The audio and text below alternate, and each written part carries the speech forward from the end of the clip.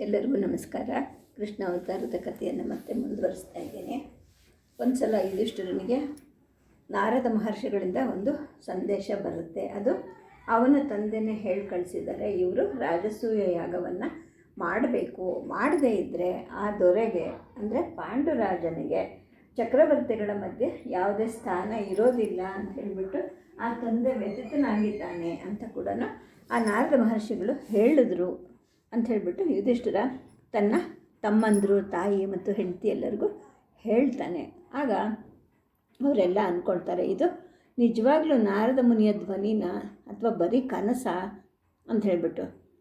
ಯಾಕೆಂತಂದರೆ ಅವ್ರಿಗೆ ಅನ್ನಿಸ್ತಾ ಇರುತ್ತೆ, ಈ ಥರ ಅಲೌಕಿಕ ವ್ಯಕ್ತಿಗಳು ದರ್ಶನ ಕೊಡಲಿಕ್ಕೆ ಸಾಧ್ಯನಾ ಅಂತ ಹೇಳಿಬಿಟ್ಟು.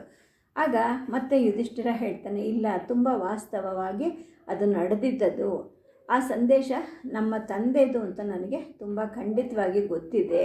ಜೊತೆಗೆ ಅಮ್ಮನೂ ಹೇಳ್ತಾ ಇದ್ರಲ್ವ, ರಾಜಸೂಯ ಯಾಗವನ್ನು ಮಾಡಲಿಲ್ಲ ಅನ್ನೋ ಚಿಂತೆ ಅಪ್ಪನಿಗೆ ಇತ್ತು ಅಂತ ಹೇಳಿಬಿಟ್ಟು ಅಂಥೇಳಿ. ಈ ಥರ ಯುಧಿಷ್ಠಿರ ಒಂದು ದ್ವಂದ್ವಕ್ಕೆ ಸಿಲುಕೊಂತಾನೆ. ಇದನ್ನು ನೋಡಿ ತಾಯಿ ಎಲ್ಲರಿಗೂ ಹೊರಟು ಹೋಗೋಕ್ಕೆ ಸನ್ನೆ ಮಾಡ್ತಾಳೆ. ಅವ್ರ ಜೊತೆಲೇ ತಾನು ಕೂಡ ಹೊರಗೆ ಹೊರಡ್ತಾಳೆ. ಅಂದರೆ ಯಾರಿಗೂ ನಂಬಿಕೆ ಬರೋದಿಲ್ಲ, ನಿಜವಾಗ್ಲೂ ನಾರದ ಮಹರ್ಷಿ ಬರಲಿಕ್ಕೆ ಸಾಧ್ಯನಾ, ಬಂದು ಎಂದೋ ತೀರ್ಕೊಂಡು ಹೋಗಿರೋ ತಂದೆಯ ಸಂದೇಶವನ್ನು ಇವನಿಗೆ ಹೇಳಲಿಕ್ಕೆ ಸಾಧ್ಯನಾ ಅಂತ ಒಂದು ರೀತಿಯ ಅವರು ಅನುಮಾನದಲ್ಲಿ ಮುಳುಗಿರ್ತಾರೆ. ಹಾಗಾಗಿ ತಾಯಿ ಕುಂತಿ ಏನು ಮಾಡ್ತಾಳೆ, ಅವನಿಗೆ ಸ್ವಲ್ಪ ಕಾಲ ಏಕಾಂತವನ್ನು ಕೊಡೋಣ, ಅವನು ಇನ್ನೊಮ್ಮೆ ಯೋಚನೆ ಮಾಡಲಿ ಅಂತ ಹೇಳಿಬಿಟ್ಟು ತನ್ನ ಉಳಿದ ಮಕ್ಕಳ ಜೊತೆಗೆ ತಾನು ಅಲ್ಲಿಂದ ಹೊರಟು ಬಿಡ್ತಾಳೆ. ಹೀಗೆ ಹಲವಾರು ದಿನ ಕಳೆಯುತ್ತೆ. ಅದು ಗೊಂದಲದಲ್ಲೇ ಕಳೆಯುತ್ತೆ. ಯುಧಿಷ್ಠಿರನಿಗೆ ಏನೋ ಒಂದು ರೀತಿಯ ಆತಂಕ, ಅಪ್ಪ ಹೇಳಿದ ಹಾಗೆ ಮಾಡಬೇಕಾ ಅಥವಾ ಬೇಡವಾ, ಮಾಡಬೇಕು ಅನ್ನೋದಾದರೆ ಅನೇಕ ಯುದ್ಧಗಳನ್ನು ಎದುರಿಸಬೇಕಾಗತ್ತೆ. ಈ ಥರದ ಯೋಚನೆ ಬಂದಾಗೆಲ್ಲ ಯುಧಿಷ್ಠಿರನಿಗೆ ಸಮಾಧಾನನೇ ಇರ್ತಾ ಇರೋದಿಲ್ಲ. ಏಕೆಂದರೆ ಯುದ್ಧದ ಘೋರತೆ ಅಂದರೆ ಅವನಿಗೆ ತುಂಬ ಆತಂಕ ಆಗ್ತಾ ಇರುತ್ತೆ. ಇಷ್ಟೊಂದು ಶಾಂತ ಜೀವನವನ್ನು ನಡೆಸ್ತಾ ಇದ್ದೀವಿ, ಈಗ ಮತ್ತೆ ಯುದ್ಧಕ್ಕೆ ಮುಂದಾಗಬೇಕಾ ಅನ್ನೋದು ಅವನಿಗೆ ಮನಸ್ಸಿಗೆ ಬರ್ತಾ ಇರುತ್ತೆ. ಹೀಗೆ ಸುಮಾರು 5-6 ದಿನ ಕಳೆಯುತ್ತೆ. ಒಂದು ದಿನ ಮತ್ತೆ ಕುಟುಂಬದವರೆಲ್ಲ ಒಂದು ಕಡೆ ಕೂತ್ಕೋತಾರೆ. ಯುಧಿಷ್ಠಿರ ಇನ್ನೂ ಗೊಂದಲದಲ್ಲೇ ಇರ್ತಾನೆ. ಆಗ ಭೀಮ ಹೇಳ್ತಾನೆ, ಅಣ್ಣ ನೋಡು, ನಾವು ಎಲ್ಲರೂ ಯೋಚನೆ ಮಾಡಿಕೊಂಡ್ವಿ, ರಾಜಸೂಯ ಯಾಗವನ್ನು ಮಾಡಿಬಿಡೋಣ. ಏಕೆಂದರೆ ಅಪ್ಪ ಅಲ್ಲಿಂದ ಸಂದೇಶವನ್ನು ಕಳಿಸಿದ್ದಾರೆ, ನಾವು ಅದನ್ನು ಪಾಲಿಸಲೇಬೇಕು ಅಂತ ಹೇಳ್ಬಿಟ್ಟು. ಆಗ ದ್ರೌಪದಿ ಕೂಡ ಹೌದು, ನಾವು ರಾಜಸೂಯವನ್ನು ಮಾಡೋಣ ಅಂತ ಕೂಡ ಹೇಳ್ತಾಳೆ. ಆಮೇಲೆ ಪ್ರತಿಯೊಬ್ಬರು ಕೂಡ ಹೌದು ಮಾಡೋಣ ಅಂತ ಹೇಳಿದಾಗ ಯುಧಿಷ್ಠಿರ ನಕುಲನ ಕಡೆಗೆ ತಿರುಗ್ತಾನೆ. ನೀನೇನು ಹೇಳ್ತೀಯಾ ಅಂತ ಹೇಳಿದಾಗ, ನಾನು ಆಗಲೇ ವಿಜಯ ಯಾತ್ರೆಗೆ ಅಂದ್ಬಿಟ್ಟು 100 ಯುದ್ಧ ರಥಗಳನ್ನು ಸಿದ್ಧ ಮಾಡಿದ್ದೀನಿ, ನಾವು ಮಾಡೋಣ ರಾಜಸೂಯವನ್ನು ಅಂತ ಅವನು ಹೇಳ್ತಾನೆ. ಇನ್ನು ಸಹದೇವನ ಕಡೆಗೆ ತಿರುಗ್ತಾನೆ. ಸಹದೇವ, ನೀನೇನು ಹೇಳ್ತೀಯಾ ಅಂತಂದಾಗ ಅವನು ಏನೂ ಹೇಳೋದೇ ಇಲ್ಲ ಮೊದಲು. ಆನಂತರ ತುಂಬ ಬಲವಂತ ಮಾಡಿದ್ಮೇಲೆ ಕೃಷ್ಣನಿಗೆ ಬಿಡೋಣ ಅಂತ ಅಂದ್ಕೊಂಡೆ, ಕೃಷ್ಣ ಹೇಳಿದ ಹಾಗೆ ಕೇಳೋಣ ಅಂತ ಹೇಳ್ತಾನೆ. ಆಗ ಎಲ್ಲರಿಗೂ ಮತ್ತೊಮ್ಮೆ ಹೌದಲ್ವಾ, ಇದರ ಬಗ್ಗೆ ಕೃಷ್ಣನನ್ನು ಕೇಳೋದು ಒಳ್ಳೆಯದು, ಅವನು ಏನು ಹೇಳ್ತಾನೋ ಹಾಗೆ ಮಾಡೋಣ ಅನ್ನೋ ಆಲೋಚನೆ ಕೂಡ ಬರುತ್ತೆ. ಇದರಿಂದ ಎಲ್ಲರಿಗೂ ಒಂದು ರೀತಿಯ ಭಾರ ಕಡಿಮೆ ಆದ ಹಾಗೆ ಆಗತ್ತೆ. ಆಗ ಯುಧಿಷ್ಠಿರ ಹೇಳ್ತಾನೆ, ಅವನು ಇನ್ನೂ ದ್ವಾರಕೆಗೆ ಹೋಗಿ ಇನ್ನೂ ಒಂದು 3-4 ತಿಂಗಳಾಗಿದೆ, ಮತ್ತೆ ಬಾ ಅಂದರೆ ಅವನಿಗೆ ಬೇಜಾರಾಗಲ್ವಾ ಅಂತ ಕೇಳಿದಾಗ ಭೀಮ ಹೇಳ್ತಾನೆ, ನಕುಲ ನೀನು ಹೋಗ್ಬಿಟ್ಟು ಆ ಕೃಷ್ಣನನ್ನು ಕರ್ಕೊಂಡು ಬಾ. ಬರೀ ದ್ವಾರಕೆಯಲ್ಲಿ ಕೂತ್ಕೊಂಡು ಅವನು ಏನು ಮಾಡ್ತಾ ಇದ್ದಾನೆ, ಅವನೇನಾದರೂ ನಾನು ಬರಲ್ಲ ಅಂತೇನಾದರೂ ಅಂದರೆ ಅವನ್ನ ಹೊತ್ತಾಕೊಂಡು ಬಂದುಬಿಡು ಅಂತ ಹೇಳ್ತಾನೆ. ಆನಂತರ ಹೇಳ್ತಾನೆ, ನಿನ್ನ ಕುದುರೆಗೆ ದಿನವಿಡೀ ಬರೀ ಹುರುಳಿ ತಿನ್ಕೊಂಡು ಕೊಬ್ಬಿ ಹೋಗಿದೆ, ಯುದ್ಧದಲ್ಲಿ ಪ್ರಯೋಜನ ಆಗಬೇಕು ಅಂದರೆ ಅದಕ್ಕೆ ಸ್ವಲ್ಪ ವ್ಯಾಯಾಮಗಳು ಬೇಕು, ನೀನು ಆ ಕುದುರೆಗಳನ್ನು ಕರ್ಕೊಂಡು ದ್ವಾರಕೆಗೆ ಹೋಗ್ಬಾ ಅಂತ ಹೇಳಿಬಿಟ್ಟು. ಆಗ ತಾಯಿ ಕುಂತಿ ಕೂಡ ಹೇಳ್ತಾಳೆ, ಇದ್ರ ಜೊತೆಗೆ ನಾವು ಗುರುಗಳನ್ನು ಕೂಡ ಕರೆಸಬೇಕು, ದ್ವೈಪರನ್ನು ಕೇಳಿದೆ ನಾವು ಏನೂ ಮಾಡಲಿಕ್ಕೆ ಸಾಧ್ಯ ಇಲ್ಲ, ಅವರ ಆಶೀರ್ವಾದ ಪಡ್ಕೊಂಡು ನಾವು ರಾಜಸೂಯವನ್ನು ಮಾಡೋಣ ಅಂತ ಹೇಳಿಬಿಟ್ಟು. ಹಾಗೆ ಎಲ್ಲರೂ ಒಂದು ತೀರ್ಮಾನಕ್ಕೆ ಬಂದ ಮೇಲೆ ಭೀಮ ಸಹದೇವನಿಗೆ ಹೇಳ್ತಾನೆ, ಸಹದೇವ, ನೀನು ಮಾತ್ರ ಸುಮ್ಮನೆ ಕೂತ್ರೆ ಹೇಗೆ, ನೀನು ಧರ್ಮಕ್ಷೇತ್ರಕ್ಕೆ ಹೋಗು, ಗುರುಗಳನ್ನು ಕರ್ಕೊಂಡು ಬಾ ಅಂತ ಹೇಳ್ತಾನೆ. ಇದೆಲ್ಲ ನಡೆದು ಸುಮಾರು 1 ತಿಂಗಳ ಕಾಲ ಆಗತ್ತೆ. ಗುರುಗಳು ಅಂದರೆ ಕೃಷ್ಣದ್ವೈಪಾಯನರು ದೋಣಿಯಲ್ಲಿ ಬಂದು ಒಂದು ದಿವಸ ಇಂದ್ರಪ್ರಸ್ಥದಲ್ಲಿ ಇಳಿತಾರೆ. ಅವರು ಬಂದ ಕೆಲವು ದಿನಗಳ ನಂತರ ಕೃಷ್ಣ ಕೂಡ ದ್ವಾರಕೆಯಿಂದ ಬರ್ತಾನೆ. ಅವನ ಜೊತೆಗೆ ಉದ್ಧವ ಮತ್ತು ರಥದಲ್ಲಿ ಅನೇಕ ಮಹಾರಥಿಗಳು ಬಂದಿರ್ತಾರೆ. ಊರಿಗೇ ಉತ್ಸವದ ಕಳೆ ಬರುತ್ತೆ. ಇಬ್ಬರು ಒಂದೇ ಹೆಸರಿನವರು, ಒಬ್ಬರು ಪೂಜ್ಯರು, ಇನ್ನೊಬ್ಬರು ಪ್ರೀತ್ಯಾಸ್ಪದರು. ಇಬ್ಬರು ಕೃಷ್ಣರು ಒಂದೇ ಸಮಯಕ್ಕೆ ಬಂದಿದ್ದಾರೆ. ಎಲ್ಲರಿಗೂ ಸಂತೋಷ ಆಗ್ತಾ ಇರುತ್ತೆ. ಗುರುಗಳು ತಮ್ಮ ಶಿಷ್ಯರಾಗಿದ್ದಂತಹ ರಾಜಗುರು ಈಗ ದೌಮ್ಯ ಅವನ ಅತಿಥಿಗಳಾಗಿ ಉಳ್ಕೊಂಡಿರ್ತಾರೆ. ಇನ್ನು ಕೃಷ್ಣ ಪಾಂಡವರ ಅರಮನೆಯಲ್ಲಿ ಬಿಡಾರ ಮಾಡಿರ್ತಾನೆ. ಪಾಂಡವರು ಮತ್ತು ಅವರ ಕುಟುಂಬಗಳು ಅಲ್ಲಿ ವಾಸವಾಗಿರುತ್ತೆ. ಅಲ್ಲಿ ಅವನಿಗೆ ಅಂದ್ಬಿಟ್ಟು ತುಂಬ ಪ್ರೀತಿಯ ಸ್ವಾಗತ ಕಾದಿರುತ್ತೆ. ಸ್ವಲ್ಪ ಹೊತ್ತು ಕಳೆಯುತ್ತೆ. ಆಮೇಲೆ ಮಕ್ಕಳು ಹೊರತು ಕುಟುಂಬದವರೆಲ್ಲರೂ ಹೊರಟು ಹೋಗ್ತಾರೆ, ಅಂದರೆ ಮನೆಯವರು ಬಿಟ್ಟು. ಸರಿ, ಭೀಮ ಬರ್ತಾನೆ ಕೃಷ್ಣನಿಗೆ ವಿಷಯವನ್ನೆಲ್ಲ ಹೇಳೋಣ ಅಂತ. ಆದರೆ ಉಳಿದ ಮಕ್ಕಳು ಅವ್ರನ್ನ ಏಕಾಂತವಾಗಿ ಬಿಡೋದಿಲ್ಲ. ಅಂದರೆ ದ್ರೌಪದಿಗೆ ಈಗಾಗಲೇ 5 ಜನ ಮಕ್ಕಳಿರ್ತಾರೆ. ಯುಧಿಷ್ಠಿರನ ಮಗ ಪ್ರತಿವಿಂಧ್ಯ ಅಂತಿರ್ತಾನೆ. ಅವನಿಗೂ ಕೂಡ ಕೃಷ್ಣನ ಕಂಡ್ರೆ ಬಹಳ ವಿಶ್ವಾಸ. ಅವರೆಲ್ಲರೂ ಗದ್ದಲ ಮಾಡಿಕೊಂಡು ಕೃಷ್ಣನನ್ನು ಸುತ್ತುವರೆದಿರ್ತಾರೆ. ಅವರನ್ನೆಲ್ಲ ಕಳಿಸ್ಬೇಕು ಮಾತಾಡಲಿಕ್ಕೆ ಅಂತ ಎಲ್ಲರೂ ಅಂದ್ಕೊಳ್ತಿರ್ತಾರೆ. ಆದರೆ ಆ ಮಕ್ಕಳಿಗೆ ಅವನನ್ನು ಬಿಟ್ಟು ಹೋಗೋಕ್ಕೆ ಮನಸ್ಸಿರೋದಿಲ್ಲ. ಪ್ರತಿಯೊಬ್ಬನಿಗೂ ಕೂಡ ಕೃಷ್ಣನ ಅಪ್ಪಗೆಯನ್ನು ಪಡಿಬೇಕು ಅನ್ನೋ ಆಸೆ. ಕೃಷ್ಣ ಕೂಡ ಅವರಲ್ಲಿ ಒಬ್ಬೊಬ್ಬರನ್ನು ಮಾತಾಡಿಸಿ ಅವರನ್ನು ಅಪ್ಪಿಕೊಂಡಾಗ ಅವರು ತುಂಬ ಸಂತೋಷ ಪಡ್ತಾ ಇರ್ತಾರೆ. ಜೊತೆಗೆ ಸಂತೋಷದಿಂದ ಕುಣಿದಾಡ್ತಿರ್ತಾರೆ. ಇನ್ನು ಕೃಷ್ಣನ ತಂಗಿ ಸುಭದ್ರೆ, ಅವಳೀಗ ಅರ್ಜುನನ ಹೆಂಡತಿ. ಅವಳ ಮಗ ಅಭಿಮನ್ಯು, ಅವನು ತನ್ನ ಸೋದರ ಮಾವನ್ನ ನೋಡಿದ ತಕ್ಷಣ ತಾಯಿಯ ಕೈಗಳಿಂದ ಹಾರ್ತಾನೆ. ಕೃಷ್ಣ ಹಿಡಿದುಕೊಳ್ಳದೆ ಇದ್ದರೆ ನೆಲಕ್ಕೆ ಬಿದ್ದುಬಿಡ್ತಿದ್ದ, ಅಷ್ಟು ರಭಸದಿಂದ ಅವನು ಹಾರಿ ಬರ್ತಾನೆ. ಭೀಮನಿಗೆ ಸಿಟ್ಟು ಬರುತ್ತೆ. ಕೃಷ್ಣ, ಈ ತುಂಟು ಮಕ್ಕಳನ್ನು ಆಟ ಆಡಿಸೋದನ್ನು ಸಾಕು ಮಾಡು. ನಮಗಿಂತ ನಿನಗೆ ಆ ಮಕ್ಕಳನ್ನ ಕಂಡನೇ ಪ್ರೀತಿನ? ನಾವು ಅಷ್ಟೊಂದು ನಿನಗೋಸ್ಕರ ಕಾಯ್ತಾ ಇದ್ದರೆ ನೀವು ಬರೀ ಈ ಮಕ್ಕಳ ಜೊತೆ ಆಟ ಆಡ್ತಾ ಇದೆಯಾ ಅಂಥೇಳಿ ಕೇಳ್ತಾನೆ.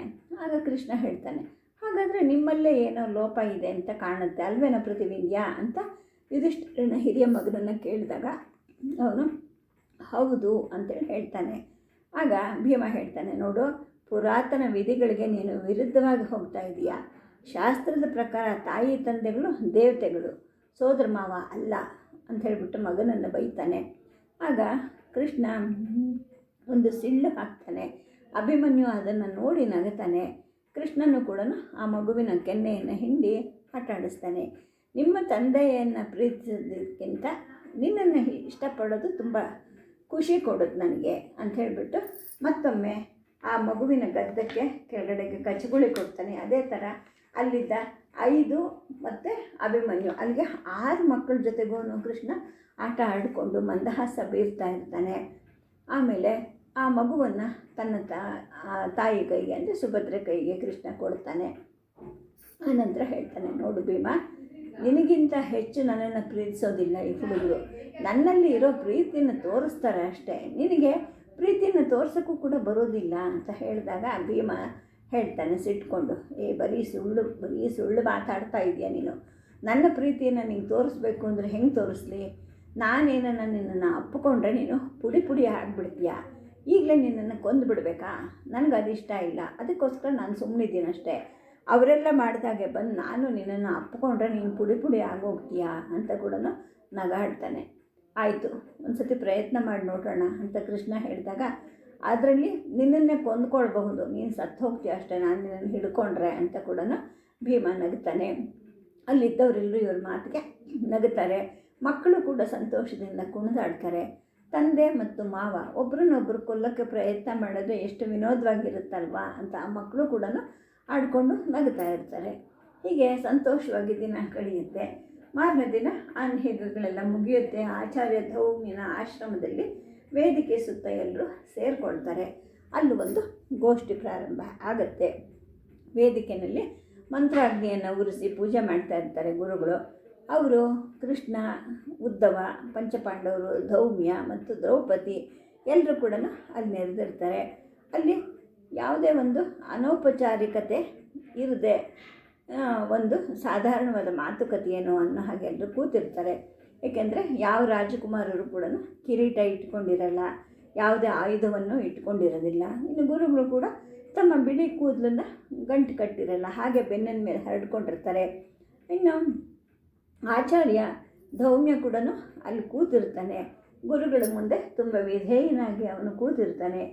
ಕೃಷ್ಣನಲ್ಲಿ ಆಗಿದ್ದ ಪರಿವರ್ತನೆಯನ್ನು ಗುರುಗಳು ಆಶ್ಚರ್ಯದಿಂದ ನೋಡ್ತಾರೆ. ಅವನ ದೇಹ ಮೃದುವಾಗಿರುತ್ತೆ, ಅವನ ಕಣ್ಣು ಕೂಡ ಎಂದಿನ ಹಾಗೆ ಪ್ರಕಾಶಮಾನವಾಗಿರುತ್ತೆ, ಅವನ ದೃಷ್ಟಿ ಕೂಡ ಎಂದಿನ ಹಾಗೆ ತಾರುಣ್ಯಮಯವಾಗಿರುತ್ತೆ. ಗುರುಗಳಿಗೂ ಕೂಡ ಕೃಷ್ಣ ಅಂದರೆ ಬಹಳ ಮೆಚ್ಚುಗೆ. ಅವನದ್ದು ತುಂಬ ವಿವೇಕಪೂರ್ಣವಾದ ದೃಷ್ಟಿ ಅಂತ ಅವರು ಸದಾ ಅಂದ್ಕೊಳ್ತಾ ಇರ್ತಾರೆ. ಕಾಲಕಾಲಕ್ಕೆ ಕುರುವಂಶಕ್ಕೆ ಬಂದ ಆಘಾತಗಳನ್ನು, ದುರವಸ್ಥೆಯನ್ನು ಕಂಡು ಗುರುಗಳಿಗೆ ಒಂದು ರೀತಿಯ ಅಶಾಂತಿ ಹುಟ್ಟುಬಿಟ್ಟಿರುತ್ತೆ.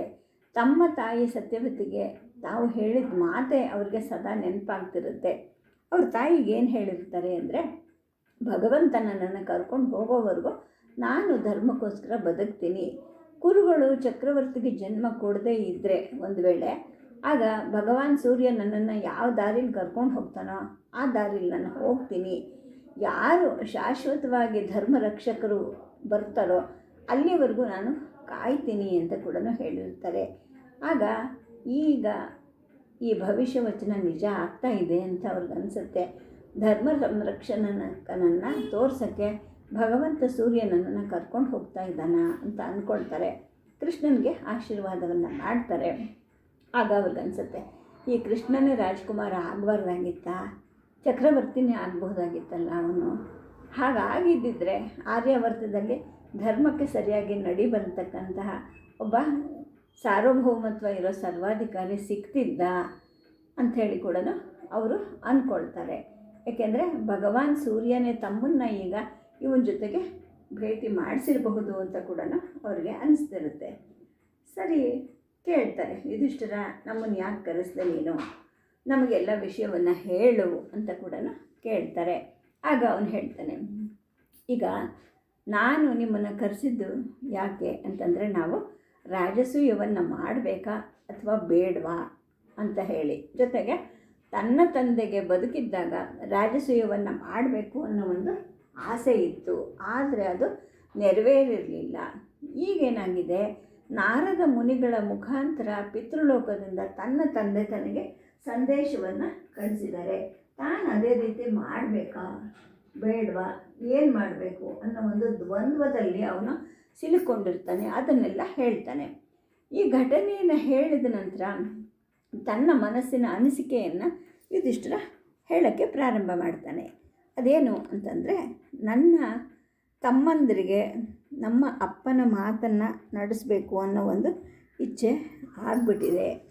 ಆದರೆ ನನಗೆ ಮತ್ತೆ ಈ ಯುದ್ಧದ ಸುಳಿಯಲ್ಲಿ ಸಿಲುಕ್ಕೋತೀವ ಅನ್ನೋ ಒಂದು ಆತಂಕ ಆಗಿಬಿಟ್ಟಿದೆ.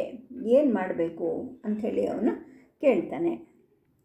ಆಗ ಗುರುಗಳು ಕೇಳ್ತಾರೆ, ನಿನ್ನ ತಮ್ಮಂದ್ರ ಅಭಿಪ್ರಾಯ ಏನು ಇದ್ರ ಬಗ್ಗೆ ಅಂತ.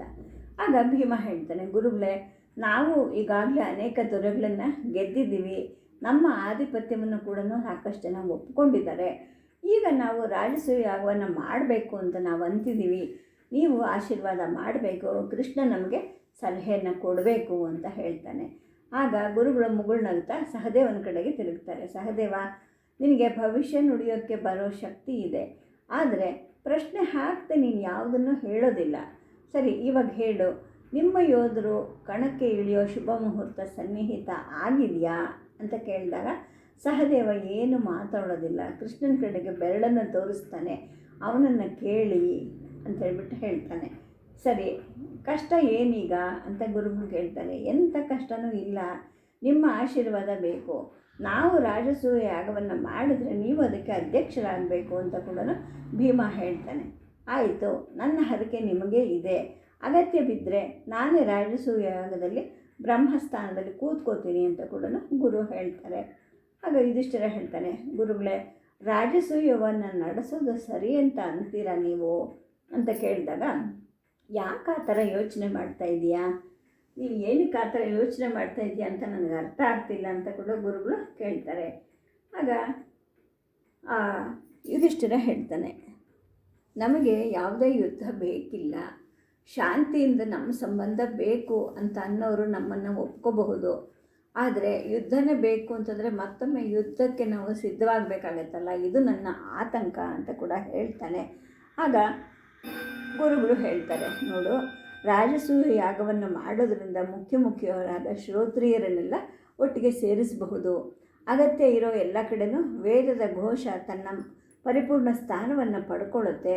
ಧರ್ಮನಿಷ್ಠ ಜೀವನದಲ್ಲಿ ಏನೇ ವ್ಯತ್ಯಾಸ ಆದರೂ ಕೂಡ ಅದನ್ನು ತಿದ್ದಬಹುದು. ಜೊತೆಗೆ ವೇದ ಕೂಡ ತನ್ನ ಅಧಿಕಾರವನ್ನು ಬಲಗೊಳಿಸ್ಕೊಳ್ಳುತ್ತೆ ಅಂತ ಹೇಳಿದಾಗ ಯುಧಿಷ್ಠಿರ ಕೇಳ್ತಾನೆ, ನೀವು ಈ ಥರ ಎಷ್ಟು ಯಜ್ಞಗಳನ್ನು ಮಾಡಿಸಿದ್ದೀರಾ ಅಂತ. ಆಗ ಗುರುಗಳು ಹೇಳ್ತಾರೆ, ನಾನು ಸುಮಾರು ಒಂದು 20 ವರ್ಷದವನು ಇದ್ದಾಗ ವಾಜಪೇಯ ಯಜ್ಞವನ್ನು ಮಾಡಿಸಿದೆ. ಅದನ್ನು ನಿಮ್ಮ ಅಜ್ಜನಾದಂತಹ ಶಂತನು ಚಕ್ರವರ್ತಿ ಮಾಡಿದ್ದ. ನಾನು ಅದರಲ್ಲಿ ಸಕ್ರಿಯವಾದಂತಹ ಒಂದು ಪಾತ್ರವನ್ನು ವಹಿಸಿದ್ದೆ. ಅದರ ಪ್ರಭಾವನೆ ಸುಮಾರು 20-25 ವರ್ಷಗಳ ಕಾಲ ಆ ಯಜ್ಞದ ಫಲ ಇತ್ತು ಅಂಥೇಳಿ ಹೇಳ್ತಾನೆ.